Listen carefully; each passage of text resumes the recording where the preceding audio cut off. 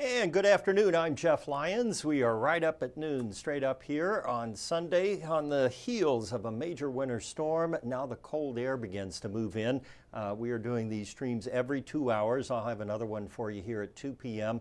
and then Michael will have you at 4, and of course on 14 News at 5. I am looking at your comments on the 14 First Alert Facebook or 14 News Facebook page. So if you have snowfall totals to report, that would be very helpful. Otherwise, any information you can pass along is fine, or questions you might have, I'll be happy to try to address those too. All right, looking at the radar now, you can see a definite positive trend here for the tri-state. We have some holes opening up here, and most of the big snow now has moved to the east. I did want to point out, though, that we will still have kind of occasional snow into the next several hours coming in from the west, and then this wraparound here at the very end will come through. And we could see another inch or two out of that snowfall in some spots. I think it'll be on the low end of that, as the snow behind here is very light in nature as opposed to what we had overnight. This is the overnight look, by the way, and all in all, the models have given us a pretty good forecast here as we've come through the week. The only thing I would add is that heavier snow axis did move a little farther north, and the warmer air did manage to get in and bring some ice, a little more ice than we were anticipating into Muhlenberg County. But all in all, I think the big picture, the models have been pretty skillful here this week. Looking ahead, again looking at model data now as we look down the line, and it is still depicting here a little more snow off and on here through the afternoon. We should be fully in the clear after 6 p.m. and then we are into that cold, dangerously cold air that will be streaming in behind. And then looking at the new data now, we're looking at a dry week ahead too, so no more snow out there at all. Our temperatures around the area are in the teens, mid-teens. Keep in mind the normal high this time of the year is 42, so we are not going to see that anytime soon. And we are concerned with these lower wind chills as we get to 0 and then below. We're going to add a little wind tomorrow, and that could put us into that dangerous zone with wind chills at 15 to maybe even 20 below 0. Additional snowfall, like I said, maybe an inch in spots, but that's on top of 6 up to 12 across the tri-state. Some of the biggest numbers I've seen were around 12 over southern Indiana, and that's a 2-day total, by the way. Southern Illinois. Western Kentucky, the amounts have been a little on the lighter side, relatively speaking, in that 4 to 6 range, but we've got ice and sleet on top squashing the snow down. Really tough in this storm to get an accurate measurement unless you're out there almost hourly checking it. And I mean, I love weather, but I'm not that dedicated either. But if you are, we appreciate it. So our ice storm warning goes until 6 p.m. just for Muhlenberg County, and then down into Hopkinsville there in Christian County. The remainder of the tri-state remains under a winter storm warning for winter storm conditions out there. Obviously, once the snow stops, but a winter storm warning encompasses the travel hazard and the disruption that we are all going to experience here. And then on the cold side of thing, and this kind of carries us into next week, we have an extreme cold warning. And a couple of you asked me, what is that? I've never seen one of those before. Hey, I haven't either. We have some new products out of the National Weather Service, and to be honest with you, we really haven't met the criterion for an extreme cold warning in the last several years. It's been cold, but we haven't had that wind chill coupled in with it. So basically, just to sum up, that means when lows are near 0 or below and highs are only in the teens. So you've got this prolonged period of cold. And our biggest concern is with frostbite and, of course, health issues. If you get stranded out there and you don't have proper survival gear or, an emergency kit in your car. So blanket, source of heat, food, water, charged cell phone. But keep in mind, first responders are going to have just as much trouble getting to you as you probably had getting out there and getting hung up. So stay put if you can.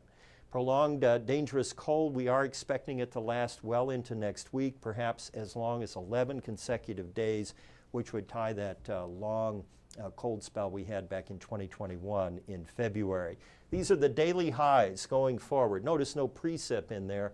You know, mid-20s by Friday, Saturday, and Sunday. We'll actually feel warm when we've been shivering here in the teens here for the first part of the week. The wind chill forecast, and this just takes into account the coldest wind chill each day. And you see Monday and Tuesday are really the danger spots there.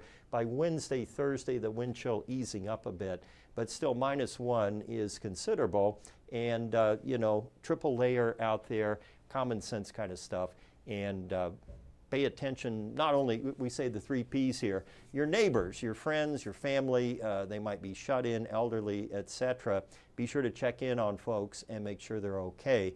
As with this cold weather and the snow out there, people are going to be shut in. Pets, make sure you've got them provided for as well with water that's not frozen, food, and suitable bedding out there, and shelter, either, you know, dog house, cat house, whatever. And straw is usually the preferred thing. Blankets and that tend to hold moisture in that and can actually make it worse. Bring them into the garage or, you know, into a warmer place if you can. And the pipes, we will have a rash of broken and leaking pipes out there, outside spigots and the like. If you're, you know, really determined to try to thaw it, about the safest method is a hair dryer. Anything beyond that, you get higher heat, you could start a fire in a wall. And you don't want to do that. Now you're getting the firefighters out in this stuff to put out your fire. So don't do anything boneheaded. And, you know, there's nothing worse than frozen pipes. But if you drip the faucets, if you have outside walls where you have the plumbing between the outside wall and your house, try to get some warmer air or ventilation in there. Just open the cabinet doors, basically. This is all common sense stuff, but, you know, bears repeating. You kind of tend to not think of some things here as we get this cold. We're at 13 degrees now on the Evansville riverfront. The winds are out of the northwest at 14, so that renders a wind chill of 2 below 0.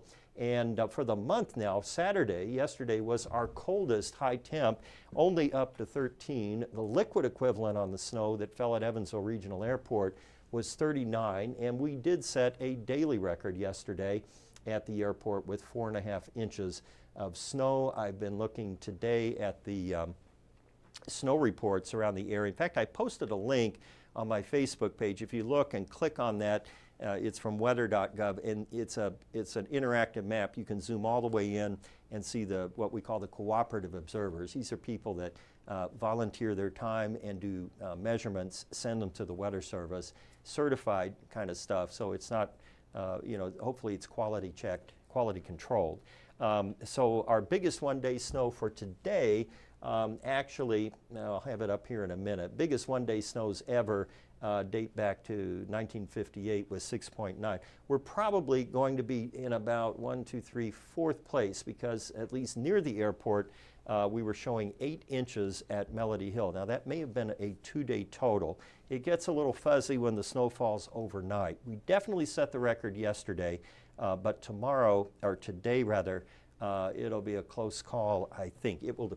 I think we'll break it. I can't imagine how we wouldn't, but the record is 4.2, and I'm almost certain we've had more than that at Evansville Regional. And again, we use that as our official here. Many of you have had a lot more snow than that, I realize, but we kind of have to put a pin down in the middle of the tri-state to keep it you know, consistent, so we can look back and compare.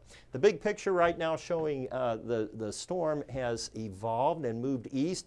Now they're getting it. Washington, New York, all the way up to Boston, throughout Ohio there, Buffalo getting snow. And to the south, the big concern was for ice there, like in Atlanta and Nashville. Nashville's still right in that ice zone. Chattanooga and down have changed over to rain at this point.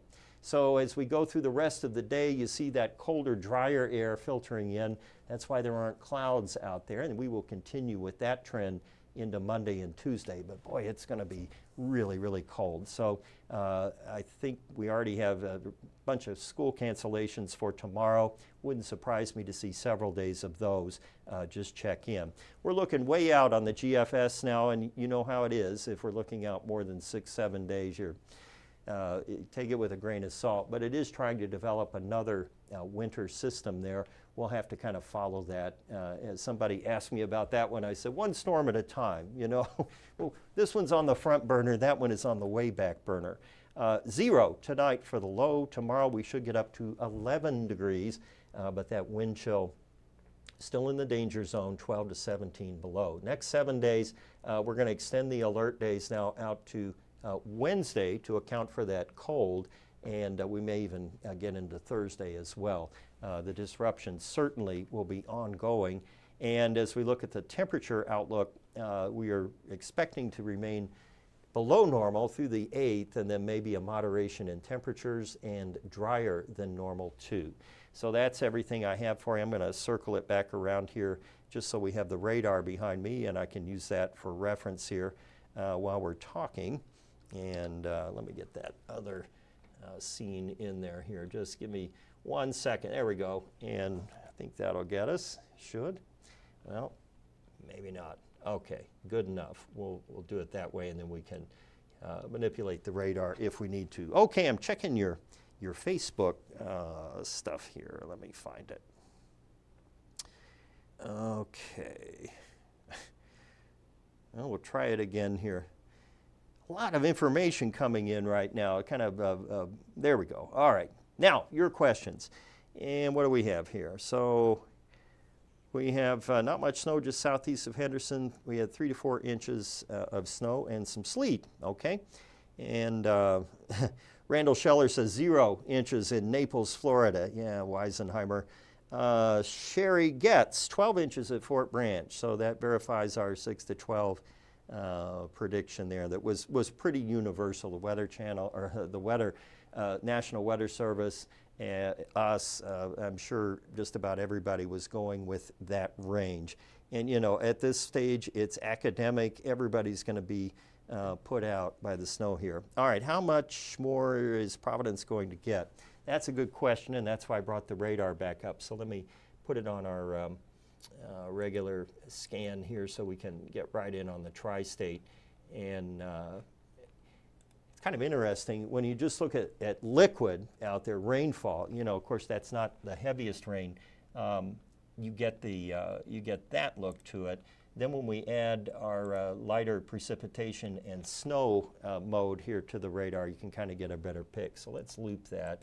And then, yeah. So you had asked about Webster County. That might be below my desk here. Let me move it up just a little bit.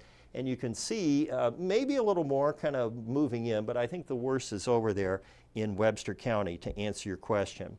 Teresa Lamb says 12 inches in McCutcheonville near Kansas Road at Petersburg Road. Well, I appreciate that, Teresa. That's a great report. I'm sorry you'll probably have to shovel all that too. Let's see. You know, I shoveled out this morning before I came to work. I measured 7 in my driveway, and I don't care what we've been saying about light fluffy. It was heavy and hard to move, and you know, maybe not heart attack snow, but it was definitely heavy. You know, weighty, I guess I should say. And so the total inches in Evansville, Jennifer Goad, with 8 today and 4 yesterday at Evansville Regional Airport, then we're at 12 point something. We will have that number sussed out once we get to about 4 o'clock this afternoon. Carol Wood notes that 1978 was heavy snow with cold temperatures and high winds. It was indeed. It was one of the worst winters here in the tri-state, one of the coldest. Okay, and we just have other. Is there a chance of losing power in Providence, Kentucky? Brittany Bright. I don't think so. We didn't have that ice, you know, stuck to power lines and trees like we did, say, in the ice storm last year, or maybe down in Muhlenberg County. This snow didn't really pile up on electrical equipment, at least it didn't around here. So my guess would be no. That doesn't mean you won't lose power. If somebody, you know, slides off a road and hits a pole, all bets are off. But weather related, at least from, you know, like weighted down power lines, I don't think so. I think you're going to be just fine. Let's see. Karen Green, so no more snow for the tri-state. A little more, perhaps, maybe, you know, up to an inch. It really will depend on how these last couple of bands kind of come through. You know, we're kind of running out of steam here, but I don't want to speak too soon. And keep in mind too, when you're looking at the radar at that level, this is snow that's aloft, so a lot of it could evaporate. See, that's why there's a gap in there, because remember, the radar beam gets higher as it goes out from the site. So this is actually lighting up snow at, say, you know, 20,000 feet or 10 to 20,000 feet off the deck, whereas up here, this would be more like 5,000 feet.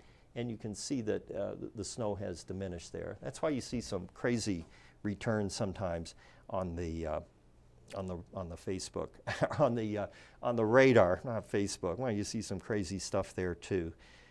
All right, let me 7.5 inches in Boonville at 10 a.m. and that was Jerry Kegel. Thank you for that. Greta Brunner reports 8 inches at Tennyson out there in Warwick County. We appreciate your report there, Greta. And let's see, is Indiana under a state of emergency? I believe it is, but I would defer to news. Go to 14news.com and check there. All of that stuff will be in there. I pretty much have my head in the weather throughout here.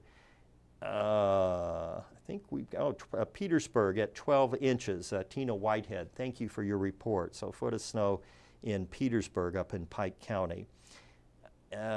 Albert Xavier, Nashville is worse than Evansville ice storm. Okay, I would believe that based on everything we were expecting and some of the stuff I've looked at today. I will check just a couple more reports here. I think all of them have come in, and I'll put a nice tidy map together once the snow stops and we get the full picture out there. But there is a link that I posted on my professional Facebook page. You can click there and it's interactive. You can zoom in and stuff like that. When it's coming down, it's, you know, it's kind of hard to keep up. At any rate, that's everything I have for you right now. We will have another stream here coming up at 2 p.m. In the meantime, stay safe, slow down, you know, don't go anywhere, and just, you know, stay tuned. We will have all the information you need. You won't have to leave your home, and help us out too. We've got some great pictures. Our digital content director or web producers, Jill Lyman and her crew over in News have put together these awesome photo galleries of your pictures. We had snow needles yesterday, which happens when we get really cold air like we had, and the snow comes down and forms those snow needles. So we have had some unusual phenomenon out there too. You can post your pictures there, your snowfall reports, etc., and then you can browse through it. It'll give you something to do there, because I have a feeling folks might go a little stir crazy here over the coming days. Maybe I'll have tips on how to avoid that. I think I have run the clock out here. So again, our first alert weather days go through Tuesday. You all stay safe. Have a great afternoon. I'll see you at 2 o'clock.